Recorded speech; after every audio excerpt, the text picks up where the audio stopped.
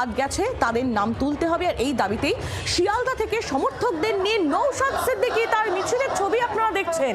প্রচুর প্রচুর সমর্থকদের নিয়ে নওশাদ সিদ্দিকীর এই মিছিল।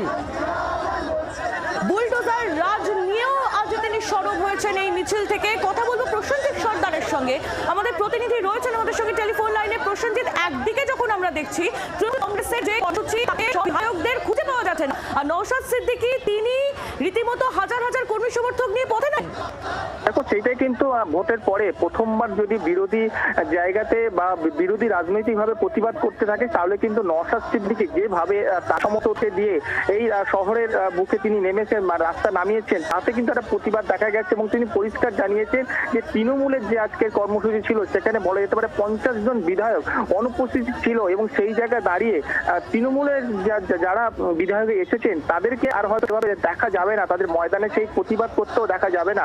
তৃণমূল দলটাই দুর্নীতির মধ্যেই কিন্তু ছিল, সেটা তিনি জানিয়েছেন। পাশাপাশি তিনি আরো কিন্তু বলেছেন যে এই যে অনুপ্রবেশকারী যে বন্ধ করার জন্য যে জমি দিয়েছে এবং মাননীয় মুখ্যমন্ত্রী শুভেন্দু অধিকারী, সেই জায়গায় তিনি সাধুবাদ জানিয়েছেন। পাশাপাশি তার দীর্ঘদিনের কিন্তু সেটাও দাবি ছিল, যেমন বিরোধীদের দাবি ছিল বাম, কংগ্রেস বা বিজেপির, সেই জায়গায় দাঁড়িয়ে সেক্ষেত্রেও তিনি কিন্তু মুখ্যমন্ত্রীকে তিনি প্রশংসা করেছেন। পাশাপাশি তিনি এই যে বিজেপি নেতাকে মারধর করা হয়েছে নরেন্দ্রপুরে, সেখানেও সে বিষয়েও মুখ খুলেছেন। মানে সব রকম ইস্যুতে তিনি আজ সরব হয়েছেন। প্রসেনজিৎ, ধন্যবাদ তোমায়। প্রসেনজিৎ সর্দার আমাদের প্রতিনিধি ছিলেন আমাদের সঙ্গে টেলিফোন লাইনে।